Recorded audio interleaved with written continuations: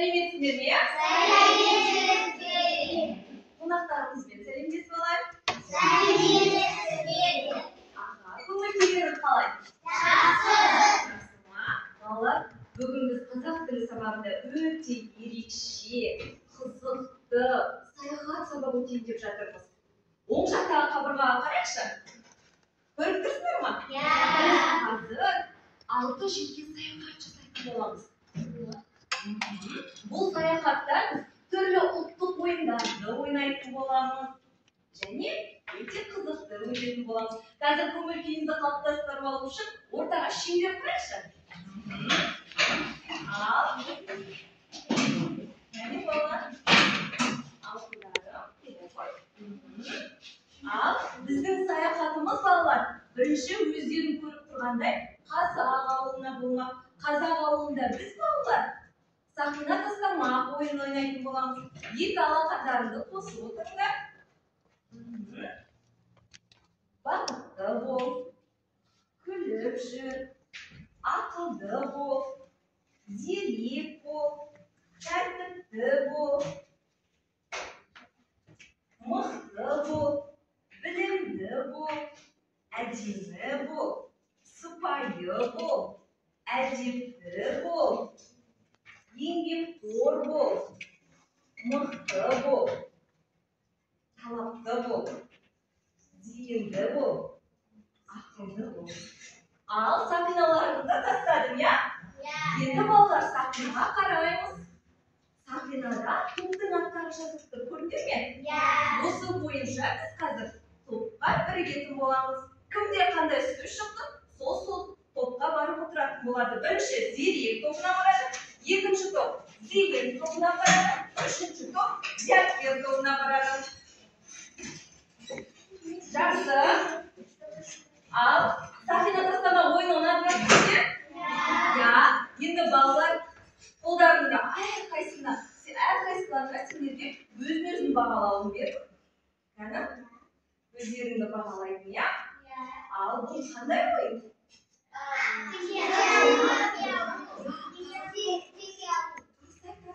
Қазақтың ұлттық ойыны теңге алу ойыны. Бүгінгі сабақта біз өз тұлпарларымызбен шауып жүріп, қапшықтарды жинайтын боламыз. Сабақ соңына дейін 10 қапшықты жинауларың керек. Түсінікті ме? Жақсы. Келесі саяхатымыз балалар біздің қайда болмақ? Қазақ ауылына саяхат жасап бітті. Қайда? Шөл далаға, сап-сары құм дала, көрдіңіздер ме?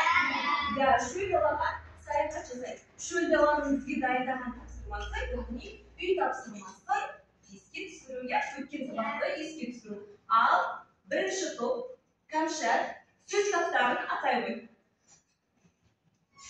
Сөз таптарын. Келсеңіз бе балалар? Жақсы. Келесі. Сан есім дегеніміз не? Зейін тобы. Сан есім дегеніміз не? Айта ғой, Айзере.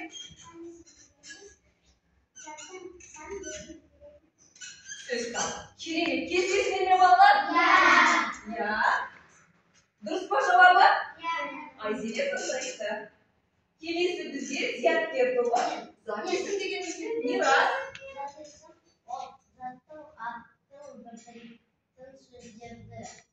Зат есім дейміз, я? Келсеңіздер ме? Тексеріп көреміз бе? Дұрыс. Келесі. Бірінші топқа зерек. Ал Айзере айтам ғой.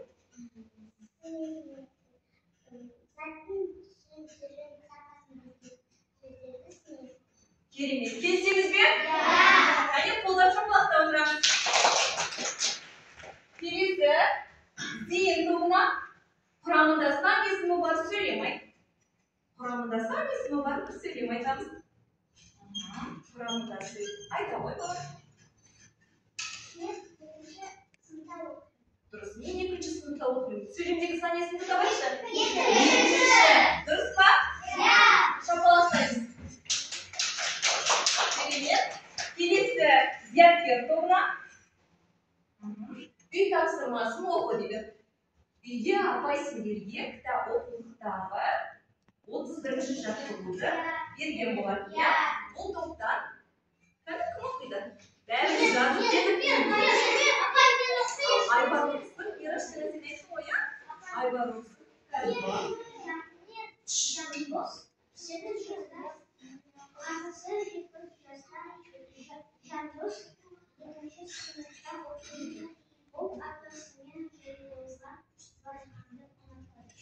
Айбардікі дұрыс па?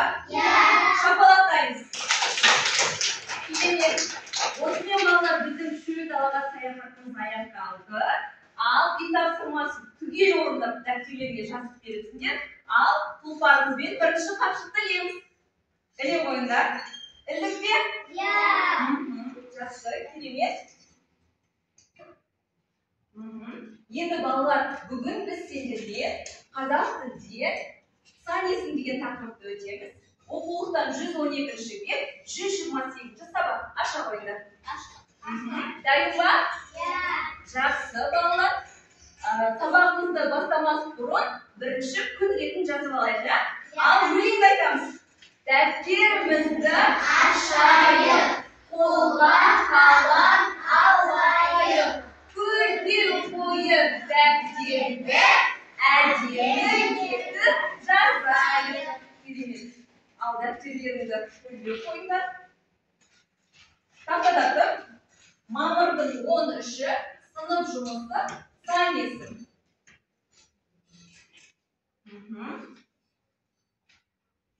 Көркем түрде әдемі жазайық.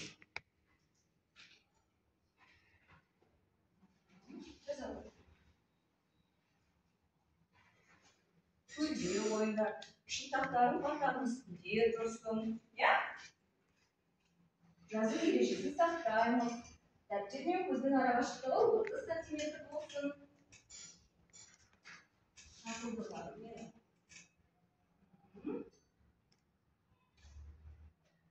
Балалар, күн ретін жазып болғаннан кейін көркем жазуға әріп жазамыз. Бұл қандай әріп? С. Қандай дыбыс? Дауыссыз дыбысты қай түріне жатады? Қатаң, ұяң, үнді. Қай түріне жатады? Қатаң. С. Қатаң дауыссыз дыбыс. С әріпінен басталатын сөз санама. Жазып аламыз.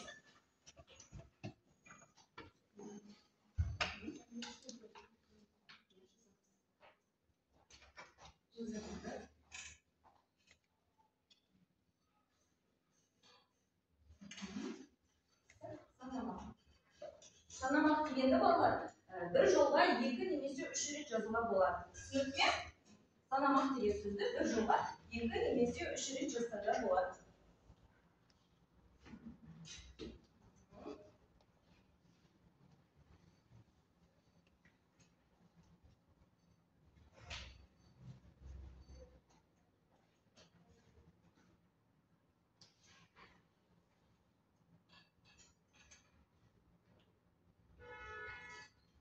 Жазамыз.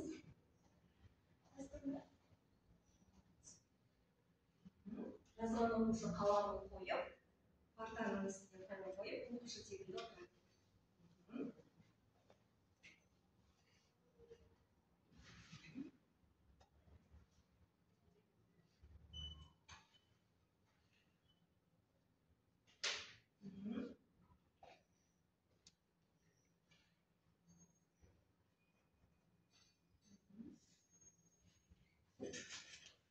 Оқушылардың көп бөлігі жазып аяқтады, иә? Ендеше балалар сан есім туралы ережені еске түсіріп алайық. Тақтадағы видеоға назар аударыңдар.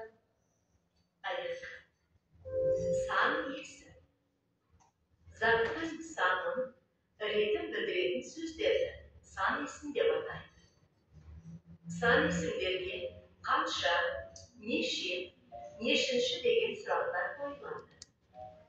Сан есім, есептік сан есім және реттік сан есім болып екіге бөлінеді.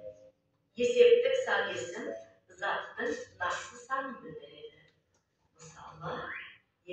Sonumuzda 3 şart. Reddik san isim zatlarının sanalı reyini bildirildi. Olar eseptik san isimge ınşı, inşi, ınşı, inşi деген tırnaklar жалғану арқылы жасалады. Мысалы, 4-ші сынып, 7-ші қатар. Жақсы, еске түсіріп алдық па? Сан есім туралы ережені. Жақсы балалар. Келесі балалар біз. Балалар біз жаңа шөл дала елге саяхат жасадық па, иә? Келесі біздің саяхатымыз қайда болмақ? Қараңдаршы, 3-ші саяхатымыз. Сандар еліне саяхат. Қазір Сандар еліне саяхат жасаймыз. Сандар елінде бізде балалар. Оқулықтағы 32-ші жаттығу берілген екен. Ал қараймыз. Қарадық па? Өлеңді суреттегенің атын қойып, бір дегенім білім. Яғни бір санының бірінші әріпі Б. Бұдан келетін сөз жазасыздар.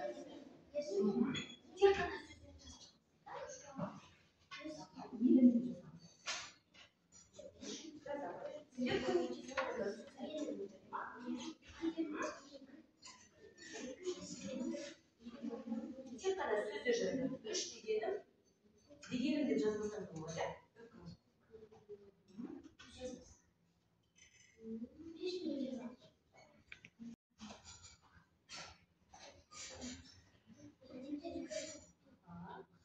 Керемет, зейін тобы керемет, жылдам жазылады.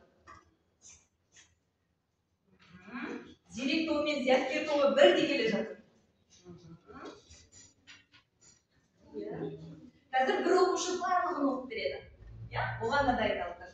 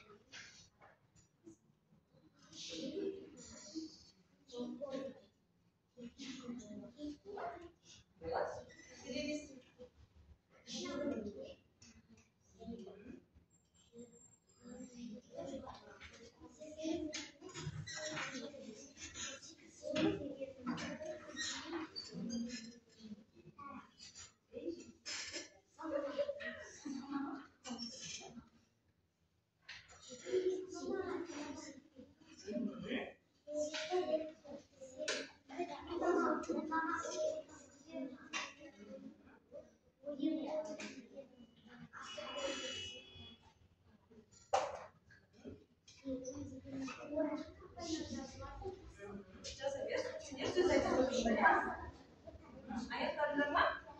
Зейін тобы аяқтапты, кәдіп былай отырамыз. Ал зерек тобы да аяқтап қалды, былай отырамыз. Көмектесі. Зияткер тобында қанша қалды? Өзің айтпай көмектесі бер, иә? Оқуға дайындалып отырсыздар еді. Өлеңдерін оқуға дайындалды. Кім оқып береді дайындалды? Натоптан кім оқып бергісі келеді? Айзере оқып бергісі келеді. Натоптан Ерасыл сен оқып береді ма? Онда қазір дайындалып қой.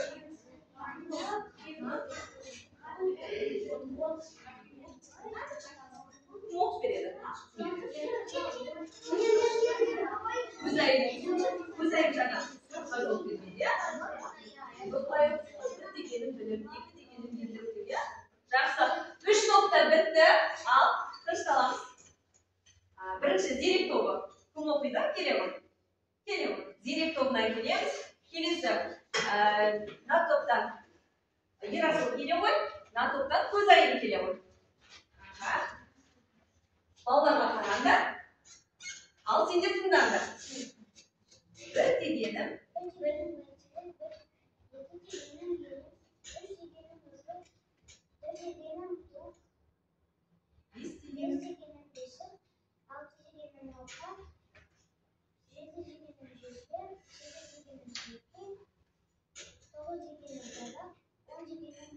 керемет, маған сыйлады. Жарайсың, отыра ғой, жайғаса ғой. Келесі екінші бала.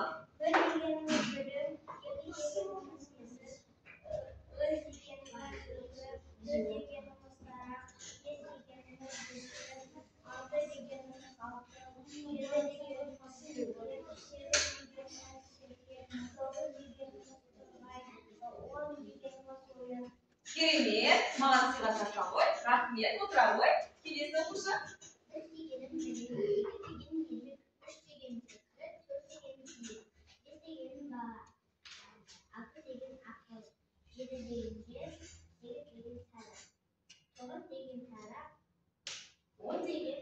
Керемет, үш топта кереметтер. Шапалақтайшы. Маған сендердің санамақтарың ұнады. Сандар әлеміндегі тапсырманы өте керемет оқыды. Ал енді сандар әлемінен қай әлемге саяхат жасаймыз? Назар аударыңдар. Тігіншілер елінде ал балалар оқулықтағы 33-ші жаттығу берілген екен. Өлеңнің қатесін түзеп, көшіріп жазатын боламыз. Я? Ал барлықтарына бұл бізде балалар жұптық тапсырма болмақ. Жұптық тапсырма дегеніміз екі оқушы бірігіп орындайды. Түсінікті ме? Екеуін біргесте сен жалғыз жақсы ма? Ал өлеңді оқып, қатесін түзеңдер бірінші. Ақырын екеуін бірге. Жұптасамыз. Сен Айбармен бірге біргесін. Сен кіммен бірге біргесін. Мираспен бірге. Көз әлем, сен Мадиналармен бірге біргесін. Келін болдар. Онда келер ғой. Қолдарында ортада фломастер ручка тұр. Үстін сызыңдарда төбесіне дұрыс. Төбесіне дұрысын жазыңдар. Дұрыс па? Қатесін тауып түзеңдер.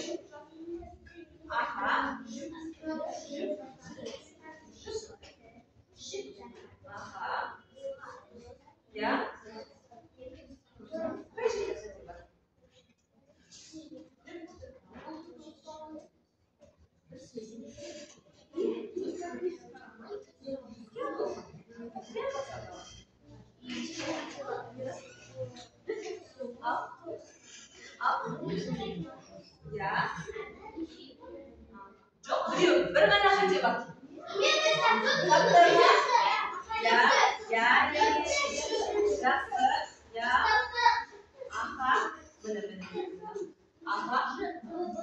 Ал өлеңде қай сөзде қате бар? Жіпті. Б емес? П әріпі жазылу керек. Ал енді өлеңді қазір мен оқып беремін. Жалғыз саусақ тіпті де, ұстай алмас, жіпті де.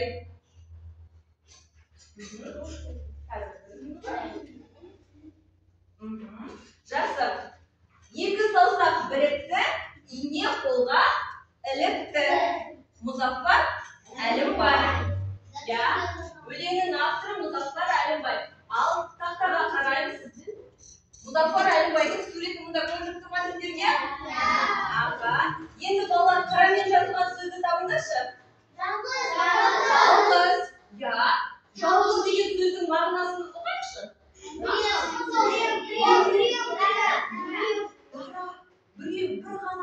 Бір ғана адам деген мағынаны білдіреді, дұрыс па? Дұрыс айтасыздар. Енді осы қарамен жазылған сөзді сан есімге алмастырайықшы. Жалғызды не деп айтамыз? Ал үстінен сызыңдарда, жаңағы қағаздың үстінен сызыңдарда бір деп жазып қойыңдар. Міне, парақ тұр ғой, осының үстінен қызылмен сызыңдарда төбесіне бір деп жазып қойыңдар. Қызылмен, көкпен, бола береді, балалар жаза беріңдер. Қайсы қалауын ақтыр көздеріне? Болдыңдар ма? Енді балалар жалғыз деген сөзге бір сөйлем құрап жөнейікші. Бірінші топ. Жалғыз. Мен жалғыз отырдым.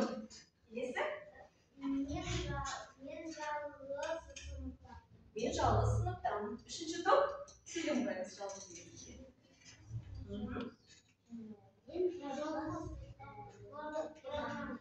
Мен жалғыз мектепке бардым. Жақсы, керемет. Сөйлем құрадық па? Қарамен жазылған есімге ауыстырдық па? Қатесін түзеттік па? Автормен таныстық па? Енді осы 33-ші жаттығуды дәптерімізге әдемі етіп көшеміз. Тура осылай қатесін түзеген бойынша көшіп жатырмыз. Қатесін түзеуге қоямыз. Аласай болғаны?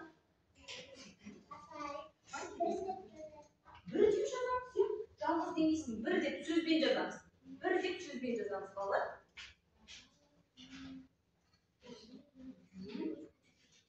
Балалар, жаңа бар ғой, сандар әлемінде сендер буклет жасадыңдар ғой? Естеріңде ма? Соған ше 3 ұпай беріңдерші. 3 қапшықты іліңдерші. 4-ші қапшыққа келіңдер сонда. Аха. Я. Болды, жаза беріңдер. Алдым.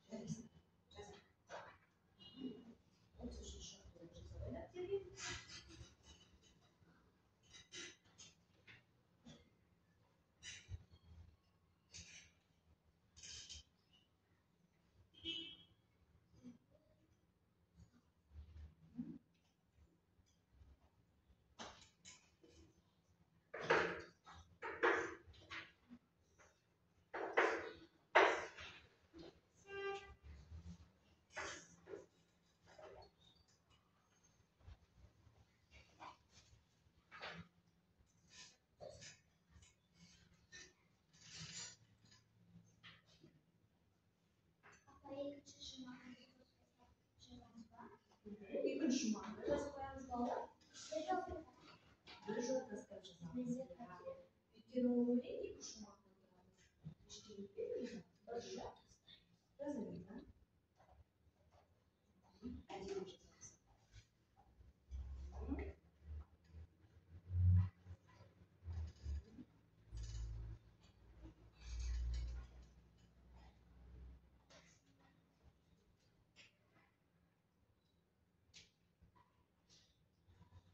Асықпай, көркем жазады.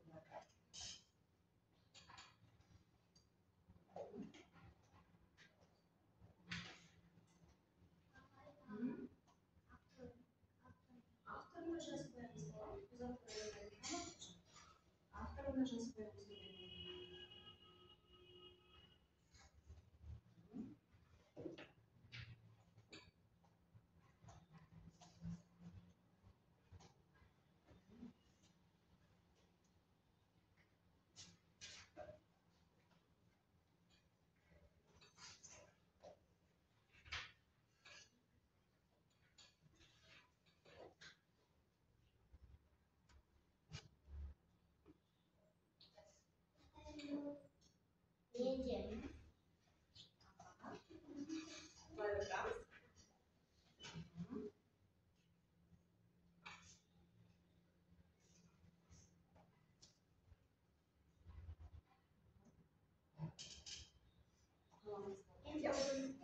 Өлеңді оқыңыз.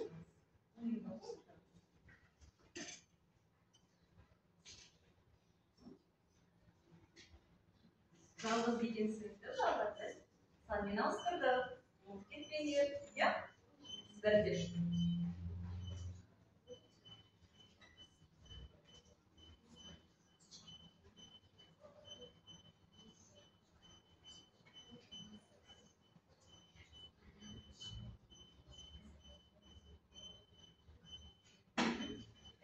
Жазып қойған балалардан біреусі өлеңді оқып берсінші.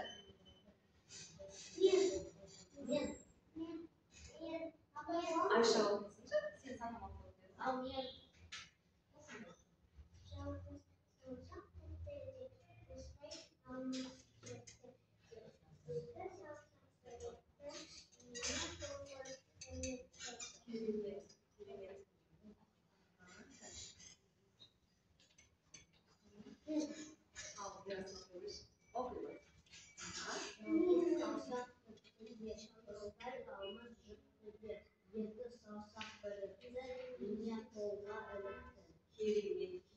Бірінші топтан, үшінші топтан алу керек.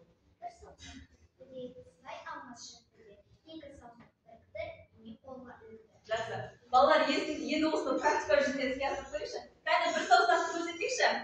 Аха. Қаламмен ұстай аламыз ба? Осы бір саусақпен қалам ұстап жаза аласыздар ма? Жоқ, жаза алмайсыз. Бір саусақпен қараңдаршы. Иә? Ал енді екі саусақ біріксінші. Екі саусақ бірікті. Қалам қолға ұсталады ма? Аха, біз үшінші саусақты қойсақ, әдемі екі дәптерге жаза аламыз. Дұрыс па? Енді балалар, осы өлеңдегі сан есімдерді табайықшы. Бір сұрақ береміз. Қанша. Екінші сан есімді табамыз. Екі сұрақ береміз. Неше. Дұрыс айтасыздар. Бұл тапсырманы да өте керемет орындадыңдар. Кәне алақан, шапалақ. Керемет. Ал қолпарларымен тағы да үш қапшықты іліңдер. 5, 6, 7. 7 болды, я? 3 қапшықты ілемедік, 7 болды. Енді балалар, біз осымен тігіншілер еліне саяхатымызды аяқтадық. Я? Енді балалар, ортаға бір сергім алайық, және ортаға шеңбер құрыңдар. Сай ойында, тез-тез, және шеңбер құрамыз. Аға, қазір былай істейміз. 11-ге дейін санаймыз да. Кімге 11 саны түседі, сол өз орнына барып жеңіз. Жақсы ма? 1, 2, 3, 4, 5, 6, 7, 8, 9, 10. 11. Отырамыз. Аха. Келесі Мадина бастай бар. 1, 2, 3, 4, 5, 6. 7, 8, 9, 10. Алиша орнына жайғаса ғой. Келесі. Енді Ерасыл бастайық.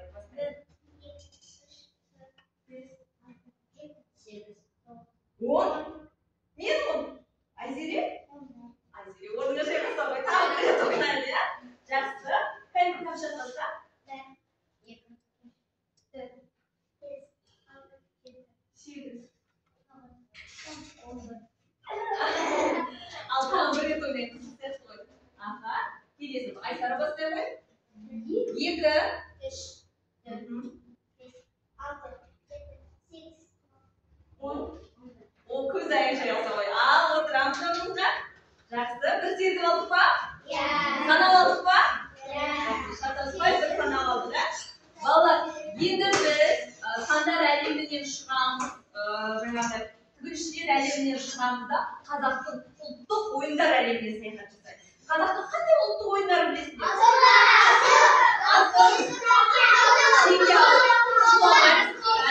Қолды бетке одан айтады.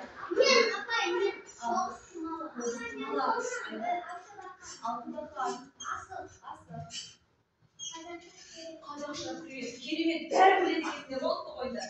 Енді қараңдар балалар, көкпар қазақтың ұлттық ойыны. Я? Білесіздер, я? Я? Көкпар ол қазақтың ұлттық ойыны. Яғни ол қазақтың ат жарысы. Көк серкенің терісін алып қазандыққа тастайды, я? Қазір біз де өзіміздің сабағымызбен байланыстырып көкпар ойын ойнайтын боламыз. Көкпар ойын ойнау үшін балалар, сендер мына тапсырманы орындау керексіңдер. Түсінікті ме? Сандар мен сөздерді ал жаза қойды. Ал жаза. Балам өзім қарап береді. Ал мені ала ғой. Аха. Жазыңдар. Кім жазады, сол қазандыққа тастайды. Бүктеп қазандыққа тастайды. Яма? Ал жаза қойды. Жылдамдатып жаза қойыңдар. Жазып балалар. Бүйтіп тастайсыңдар ғой. Түсінікті ма? Қазандыққа тастайсыңдар.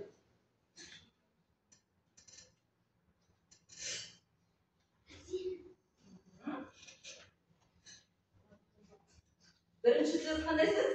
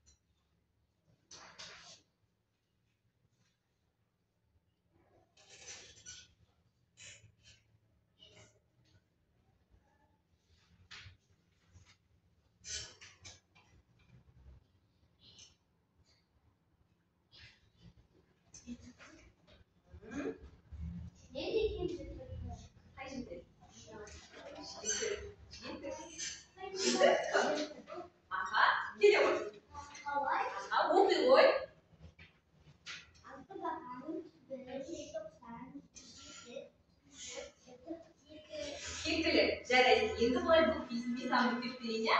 Осыны 6 бақанға қойып, жаңағыдай қазандыққа тастайсың, иә? Қазір бүктеп тастай бер. Бірінші сөз 6 бақан болды, иә? Бүктеп тақтаған жазамын. Мен саған қазір ор беремін. Нәршеге үлкен нәрсе тұрамыз.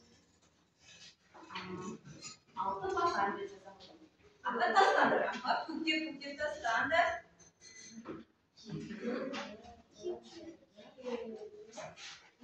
6 бақан.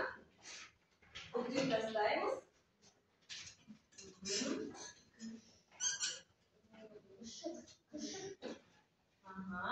Айзере, екінші сөз қандай? Жазамын. Өтір қойда 6 бақан дегеннен кейін өтір қойда шаш.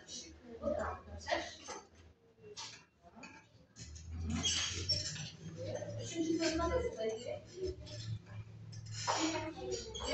Қазір өтір қойып жазасың. Түбір.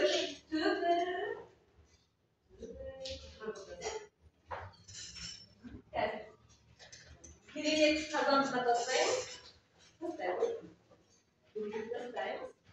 Тастай қойыңдар. Аха. Қазандыққа тастаған оқушы тағы да 2 қапшықты еді. 9 балл. Сабақта 9 балл жинады деген сөз. Қазандыққа өз тапсырмасын орындаған бала. Аха. Жақсы. Желтоқсан. Сан болады, иә? Келесі балалар, 4-ші сөз. Желтоқсаннан кейін Мирас қандай сөз? Қарасай кітаптарға. Білесің ба?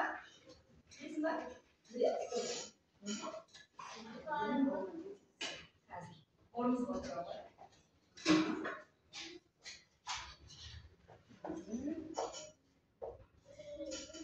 Келесі өтір қояды.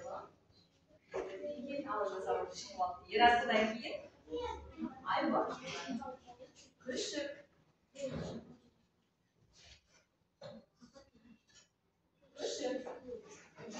Қазір осы сөздердің мағынасын ашамыз. Дайындап отырыңдар.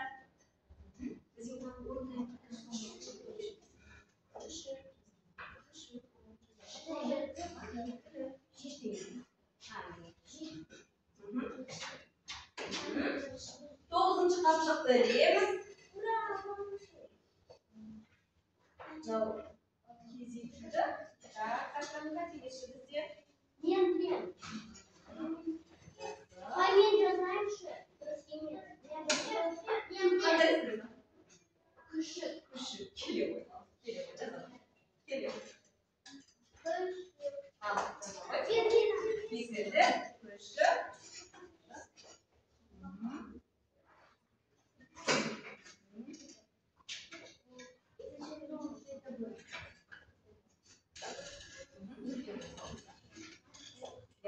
Жақсы. Бірінші сөз 6 бақан, иә? 6 бақан дегеніміз не? Қазақтың ойыны. Дұрыс айтасың. Түбір дегеніміз не? Ол түбір. Түбірге шұнақпен жалғанады, иә? Яғни түбір дегеніміз сөздің одан әрі бөлінбейтін мағыналы бөледі. Желтоқсан дегеніміз не? Ай, дұрыс. Бір жылдың 12-ші айы. Келесі, жетік. Қандай мағыналы? Жетікті бар деген сөз, иә? Дұрыс айтасың. Күшік.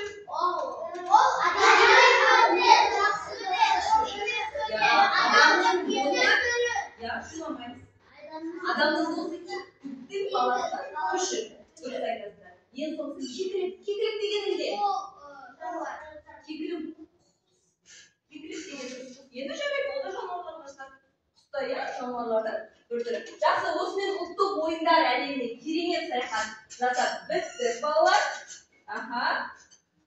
Енді балалар бізге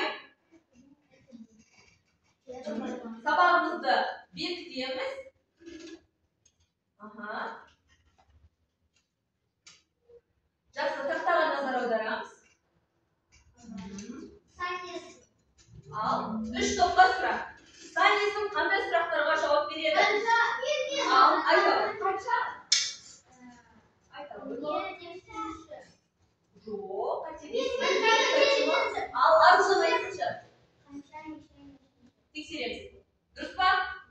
Дұрыс. Келесі зейін тобына айтауы.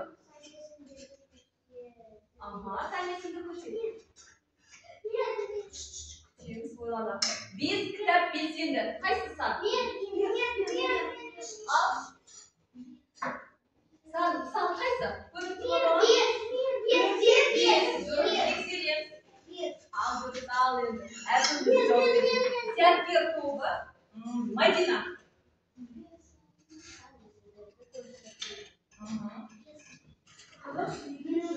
Дұрыс, тексереміз, дұрыс па? Ал енді мынаны тыныш отырған бала. Сан есім дегеніміз нені білдіреді? Айбар айта ғой. Тексереміз. Дұрыс па? Шапалақтаймыз. Сұраққа жауап берген балалар 10-шы тапсырықты біледі. Ал 10 тапсырықты ілдік пе? Керемет болды ма? Жақсы. Енді балалар қазір тақтаға назар аударыңыз. Үйге тапсырма оқулықтағы 35-ші жаттығу. 35-ші жаттығуда сурет берілген. Осы суретте қанша 3 бұрыш бар, 4 бұрыш бар, шаршы бар, дөңгелек бар. Соларды санап, сандарды сөзбен жазамыз. Түсінікті ме? Және оларға сұрақ қоямыз. Үйге тапсырма осы. Қазір сабақ сендерге ұнайды ма? Өздеріңнің кері байланыстарында менің қасыма келіп берсеңдер болады. Ал мына топтан бір-бірден келе қойыңдар. Тақтаны үшін самай тұр екен. Санды қандай ғой? Келе бер, санды қандай ғой? 10. Керемет жарайсың. Келесі бірден 10-ға дейін бересің. Сен де 10 қойдың ба? Керемет. Бұл да керемет отыра ғой сен. Сен де 9 бересің ба? Жарайды, рахмет. Отыра ғой. Сабақ ұнады ма? Бірден 10-ға дейін. 10 ұнаса 10, 9 қойсан болады. 9 ба? Керемет, отырамыз. Келесі. Саған қайсы?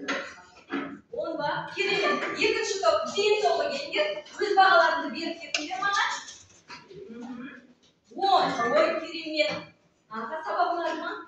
Қайсы? Бізде 10 дұрыс қалды еді. Қоя бер. 9 жақсы. Керемет. Бәрі 10 қойып кетті. 9 ба? 9 да өте керемет деген сөз. Отырамыз. Келесі? 8. Тақтадан іздеу керек боламыз, балалар. Бізде тақта болмай тұр, 10 жоқ енді. Бірақ 10-ды көрдіңізден, Рахмет, балам, отыра ғой. Келе ғой. Айбар келе ғой. Плейді басқан істейді. Плейді басқан шығады. Плей. Жақсы, кешіріңіздер.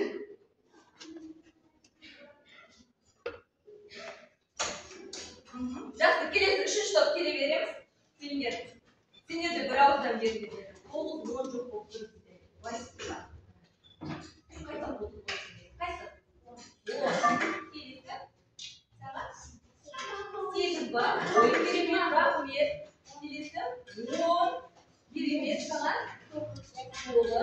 Керемет. 10. Ой, рахмет, балалар.